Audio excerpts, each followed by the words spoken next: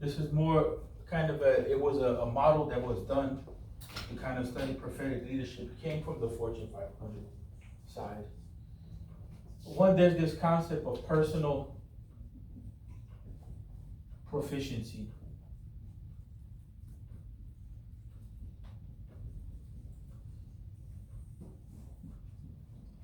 Right?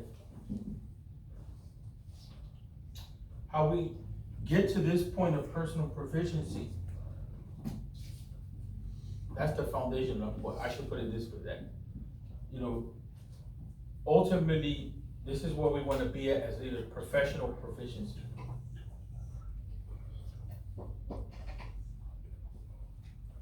So part of getting there, right, is being a strategist. We have to learn how to understand things, learn how to map out things, right? Learn how to deal with things. You know what I'm saying, or no? You just can't be a person that's just thinking in the moment. You also have to be a person that knows how to deal with different challenges that we see. And this just also can't be theoretical. You have to learn how to be practical too, right? The second thing that comes with that ultimately gaining proficiency is the issue of execution. This is important, because sometimes what is one of the issues that we find among ourselves as a Muslim community? A lot of thinkers. Yes, sir. But even sometimes the thinking is not at the level of a strategist. So then when it comes to execution, we fall short. So that makes us look like what? Huh? Like what? That's it. That's just nice. Makes us look like hypocrites. Yes, sir. Because we start promising things and we don't deliver. That breaks confidence. It also breaks confidence in the group, breaks confidence in the community. The other thing is this issue, talent manager.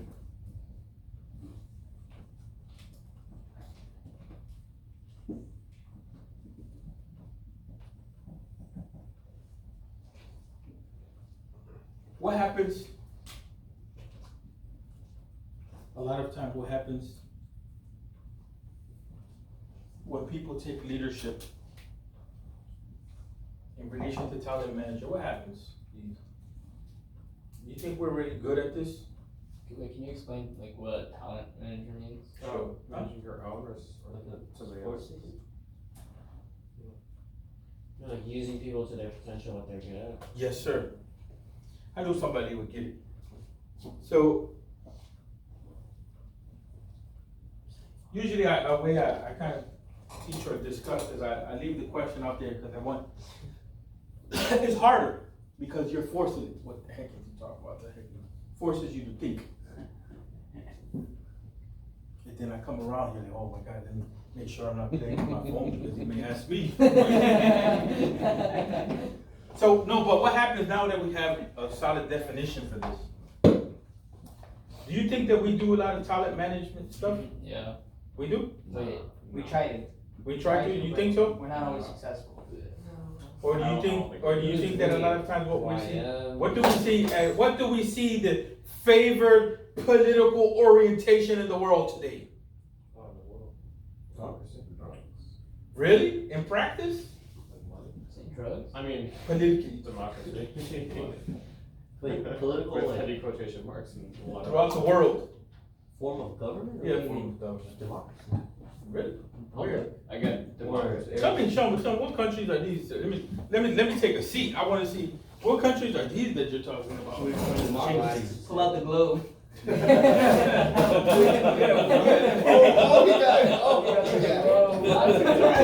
First country that I see, Saudi Arabia. For real. You picked the wrong Is it? example, bro. Oh, you mean Middle East? We said the world. Oh, No, just focus on this example. Democracy. bro. no, that's monarchies and Saudi Arabia is- Egypt. theocracy. That's not. Oh. Why are you saying no? I don't think it's not a It's a democracy. dictatorship. I mean, That's it's a democracy. I don't think it's that. No, it is a. Oh, is it? I thought Technically, it's a democracy. democracy. They Yeah, elected? I mean, okay, it's again, in theory, democracy, they just like rig it as. China, Communist regime. So wait, are you that, saying? Oligarchy. India. That's That's democracy. Yeah, almost. Okay, Except they kill them all. Democracy for the few. No, I'll say this. No, for the majority. In theory, like most countries, or not most, but like a lot of countries are democracies, but then they all come with a lot of heavy asterisks and way to cheat the system and all that kind of stuff. It's the same in America. Democracy doesn't work. Steve Jobs. Who knows Steve Jobs? Personally. Steve Jobs, what kind of leader was he? People said he was apparently not a good guy, but I mean, Wasn't it? It's like my way. Yes, he was a dictator. Yeah, he was a dictator. He was effective, but he was a dictator. But the point being here is that he knew how to manage talent even with being a dictator. Apple nowadays sucks. But Apple before, Facts. Apple before was cutting edge, Now that's not. right? He got things done. Sometimes you have that, but he knew how to manage talent. But it's not necessarily the best way. But you know, for that it worked. But the point is, like, sometimes talent management, that's an effective way of managing talent outside of this whole democratic concept. But usually people, what we're finding is that they're micromanagers, right? The Prophet Muhammad sallallahu alaihi wasallam, there's no way that the Sahaba would have been born into leaders if he had that type of concept. There's no way. They wouldn't have been able to take, you know, like we just mentioned Steve Jobs and the problem of Apple. But isn't that why Walmart's downfall? Huh? After he died, Tim Cook became CEO, there was no council. Yeah. Steve Wozniak left, and like, so dictatorship gives you a good rise, and also leaves you with a big. I love you guys. I'm not going back. So You going back No, you gotta yourself. come back with me. I'm staying here. So nice weather. So then that brings us to the fourth piece, right? Which is human Right? development. We talked about this already. We don't do this enough. And that gives us ultimately at the end a leadership which is personally proficient, right? But the human development said we saw that especially in the Sahaba, right? People were recognized for certain things, but then at the same time also they were developed. And we don't do this enough in the Muslim community. I personally see that. You know, we see that especially with the Imam stuff. They want the Imam with the PhD, with the awesome Quran. He has to be a counselor. He has to do this. Yes, hold on a second. And then he doesn't speak English. You get mad. Then the other one comes. He speaks English. She's cool with the youth. This, that. But then there's always that, you know, that uncle or so and so. Someone makes their suggestion. Well, does he have Quran like this? Oh no, we can't hire him. We don't. In other words, we're not looking at the human development side. We don't see, oh, well, these qualities we can work with will develop this side. And whether it's in corporations or whether it was in the Sunnah, you know, whether it's in society. First of all, how many people get their degrees and then they just go into their jobs and that's it? Really? No. What do they do? you gotta have like internship. Yeah, they get internship. And a matter of fact, the job says, you know, I'm glad you went to Yale, but you know, now you have to come and learn with us. You know, now you really have to learn with us. You know, the degree was just what the key to get in, but now you have to come and you have to mentor under me. You have to shadow under so and so. You have to intern for, you know, the doctor stuff sucks in that regard. You know, because you have to spend so much time with the internship. That's really a profession is that.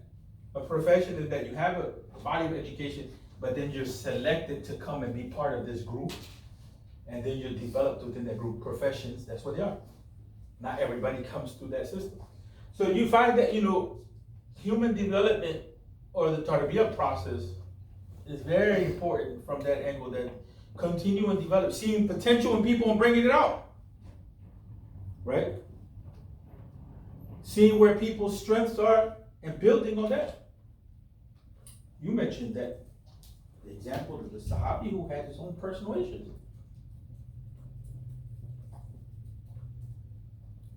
You know, he was in that midst and they saw some potential, so on and so. Okay, we may not necessarily put him for a particular type of task or job, right? But still, we don't kick him out of the circle. So the thing is that, you know, here, ultimately, professional proficiency in leadership, we have to look at all of these things. And we see that in the Prophet Muhammad sallallahu alaihi wasallam. It's interesting because this was done as I took this from an article that's actually in a professional journal, peer reviewed. But I like to play around with the idea of leadership, especially in the prophetic model. So they took that from a Fortune 500 company and they found that all of these things overlapped with the prophetic model. And I know a brother who did some other studies like this, and he kept finding that when you kept applying these qualities of the leader, it was hard to, the Prophet ﷺ took it to a whole complete level, because the concept of leadership that we see in the world, or that we find in the academy, in the MBA program or whatever, it's never going to be model the prophetic model. It's never going to come up to that point, right? So we have to get good at being able to what? Extract from the prophetic example leadership. We don't do that. What's interesting is, like, how many of you know that Khalid bin Walid, there's like a biography written on him? Autobiography or biography? It's a, not an auto, it's a biography. I just feel like I know that from all the person. Did you see the person who wrote it? Did you? I don't like you guys. Yo, what time are you? It's actually a Pakistani general. Pakistani general is the one. Why? Strategist. You're the strategist. Strategy in today's time is not necessarily a war thing. In the past, it had a lot to do with war. Like Sun Tzu, the art of war. You know? But they use that, for instance, in leadership building. Like, you know, whether it's in Wharton School of Business, you know, or whether it's in the, what's the military academy? West Point. You know, we don't study our leaders, we don't study our models in that way, where we're extracting as much as possible from the way that they think, right? Did you leave? Without you left your body. So, you know, we need to do that. We need to do that. We need to have this type of thinking where, you know, this is a cool idea. Because then you can come in, if you master all this background work, not necessarily what I'm saying here, but you master background work, you come in, you bring this model for youth or whatever, you throw it on the board and you make these points, they can kind of memorize that and you're out. And you left them with what? A framework in their minds, right? But ultimately, one of the things that we have to get away from as Muslims is we have to get away from being in our heads. We have to emphasize strategy with execution, strategy with execution, strategy with execution. And some of our mashaykh also, they say action, action, action. It's like, hold on a second, we didn't plan this out properly. How many projects?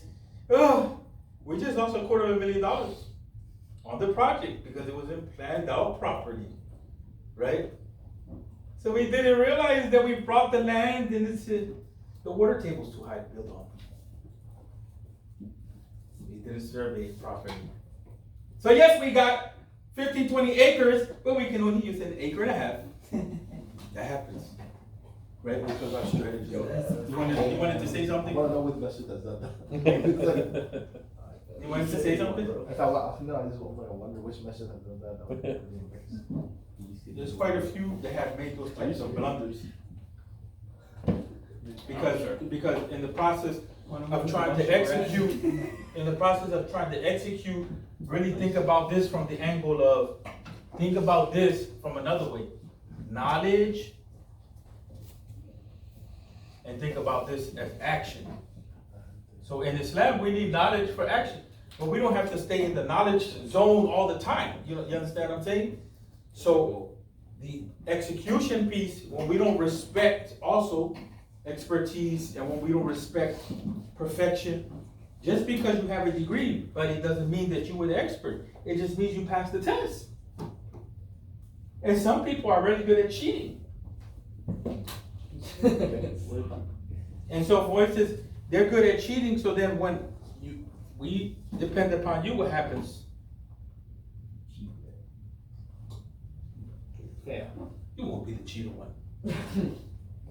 You deliver. But there's people that when, we depend upon them, and it's just something on paper. You see what I'm saying? And that wrecks the community. That's what's the difference between, Islamic education in the real sense, and just, get it by any means, get it by any means, get it by any means. That type of concept. Do your thing, do you, no matter what, Machiavelli type leadership. By whatever means, I'll get the end. And so at the end of the day, that's what we're going to close off on, that, the prophetic model, it gives us the framework. But who can give me like some summary points so I can close this out and I can feel like I accomplished something in my life, like I came for semi-vacation to the hot weather here, contributed to the world.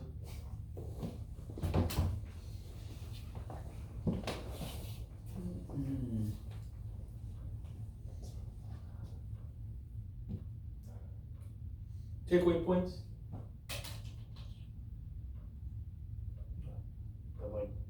That we need to focus instead of focusing on looking at today's people. We can look at the best leader, Prophet Muhammad, to extract to get information from him how we should execute today, rather than just thinking that it's just hadith and sunnah, which we use to make, which we that's just our belief, right? It is implemented in action, like how we plan, how we strategize, how we do things today, and that we can't just willy-nilly go about doing stuff, because that's what happens with our organizations that fall apart, that our events that don't happen, or why we don't progress, because we're not doing it properly, like the 4 points of that whole flowchart or diagram.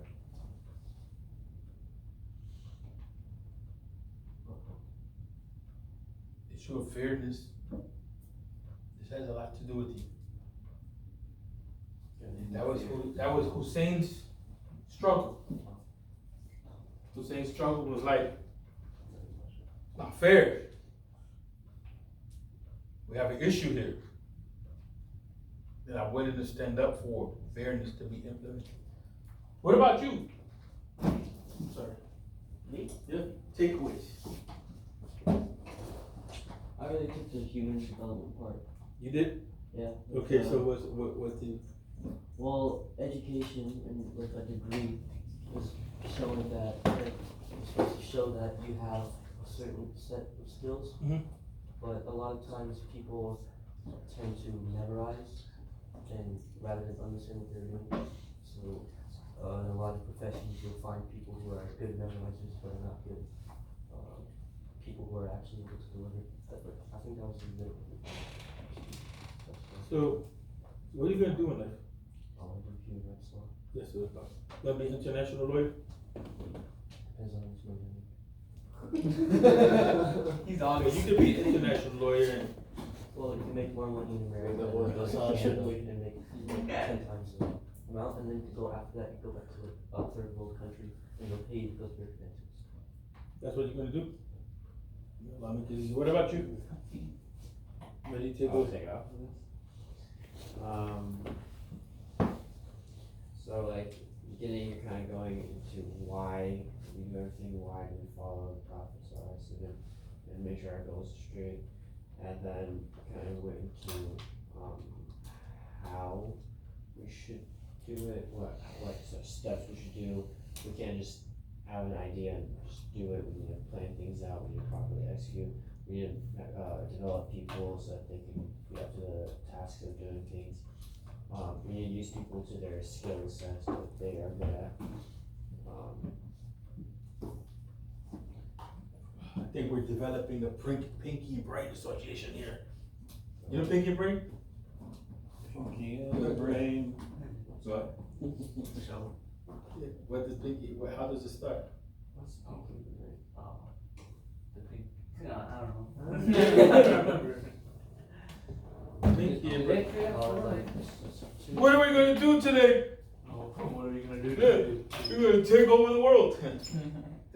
Okay. So like, Tomorrow. a lot of people are like, you have to be a leader and you have to like make people, you have to like have a following, you need to like develop people. Nobody really ever explains like how you're supposed to go about it and like what the structure is to be an effective leader. And I think like the way you explained about how we're supposed to be following Prophet Muhammad Sallallahu Alaihi Wasallam's technique and the way that he really, like developed Islam throughout the world with that model.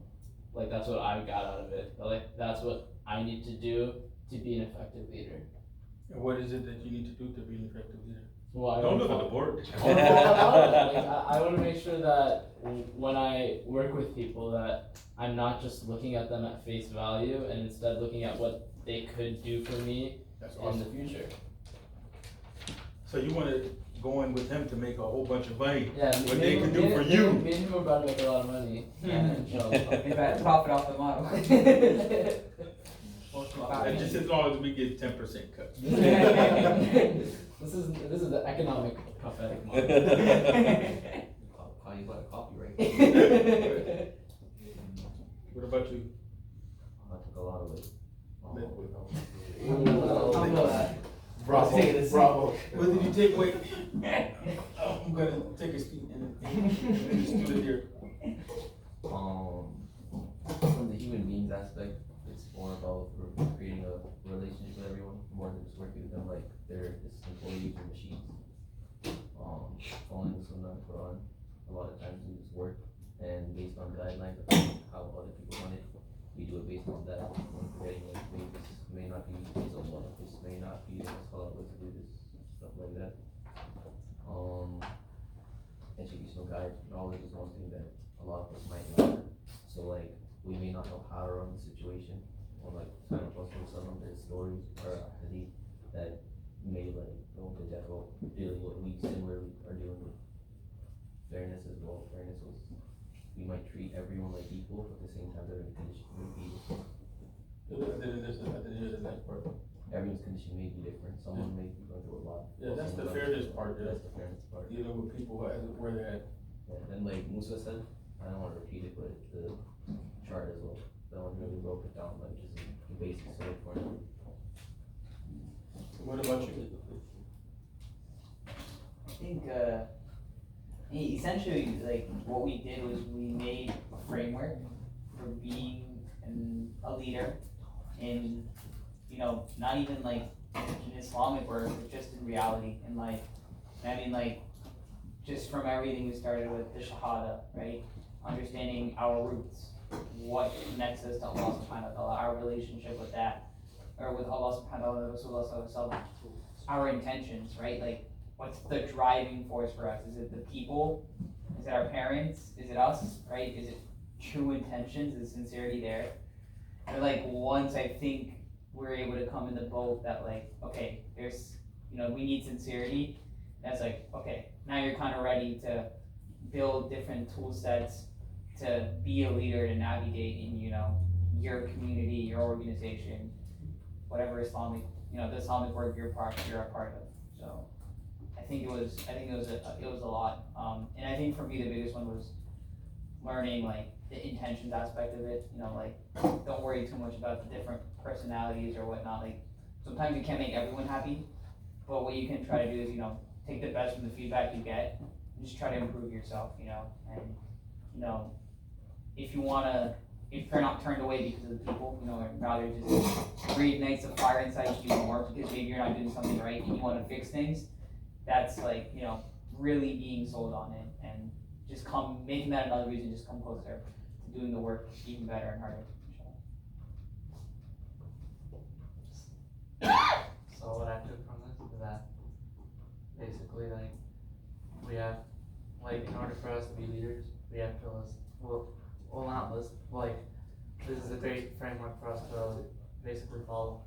Like the main thing that I think about, like the most important thing I got out of this is that we need to strategize less and we need to execute more of what we say because I see a common trend is that we say that we're gonna do XYZ thing Well, we don't do majority of the time we only do X thing. We forget about the Y and Z part. So like, we have to like, you have to strategize, but at the same time we have to put that strategy into action. Yeah, I want to add on the point too that when you strategize, you know, reality is a lot of things will come up. But when you strategize and you start to execute, what happens is you create a feedback loop between the strategy and the execution. So you become more adept to accomplishing what you really want to accomplish, right? Because you may not have you can't create every obstacle in your mind of what may possibly happen. Because the situation may completely deviate from where you thought it would go. And so you stop yourself from really fun. But when you start to execute, you have a general strategy. But see, what begins to change is what we call tactics. You know, the tactics can change 1,000 times, but the general outline of the strategy stays the same. How you get there, you can maneuver 1,000 different ways.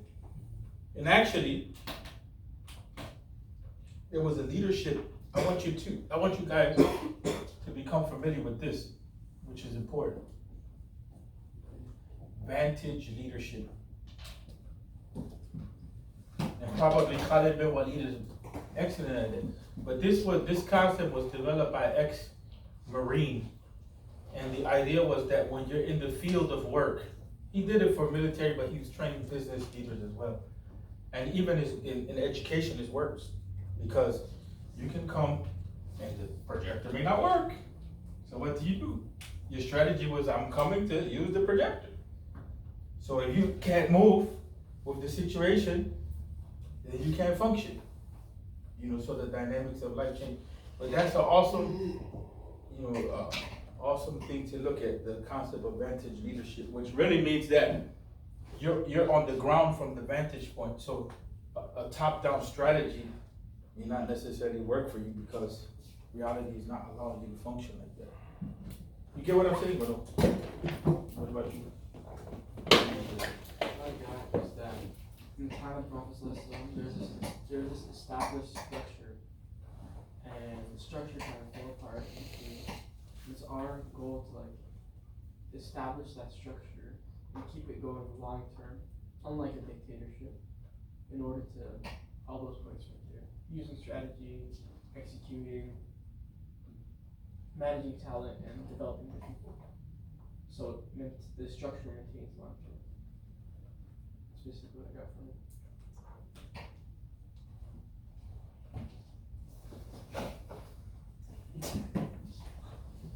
What did you get from it? I got everything. What everyone else said was spectacular, mashallah. So, okay, well, go ahead. If you really want. We're all looking and waiting. So, alhamdulillah, when it comes to the prophetic leadership, it comes down to identifying these. If you want to go from this point to that point, it's essentially when it comes to the prophetic leadership, he identified the reality of the human being, both with their capabilities and with their deficiencies, and being aware of that is critical for leadership. Being aware of the frailty of human beings, but also the capability of of excelling for human beings. And then we went into the relationship building. What type of relationship the leader should have with the so-called followers, with those who are within his sphere of influence. And so in the case of the Prophet Muhammad sallallahu alaihi wasallam, there's a balance. There's not having when we talk about the obedience and the emotional component, there are some things in obedience that were sami'na wa ata'na, and there are some things that were flexible. So there was a balance there. Similarly, when it comes to the emotional relationship with the Prophet sallallahu alaihi wasallam, the hadith that you presented was that don't over exaggerate in your admiration of me, to the point where you become, basically the way I took from that is to the point where just exactly what happened with the Prophet sallallahu alaihi wasallam when he passed away, that you become completely paralyzed, incapable of moving. Like you shouldn't. So the Prophet ﷺ's model of relationship building was as a level of admiration, but to the point of their development, not self-centered. It was more on their development. And then finally, with regards to fairness, I'm trying to remember exactly the concept when it came to the fairness. So I'll skip that for now. And We then of talked course, about how the concept of Asavia, and the, prior to prophecy, the tribal rivalry was rooted on my tribe, regardless of right or wrong. You know, so the cronyism yeah, component the that you talked cronyism, about, the yeah. nepotism, all So of being that. fair with people and allowing everyone opportunities for growth and It's not only allowing, but even also when it comes to the issue of right or wrong.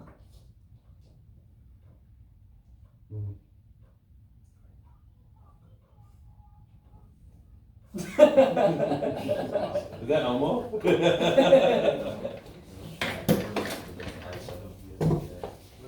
That's awesome.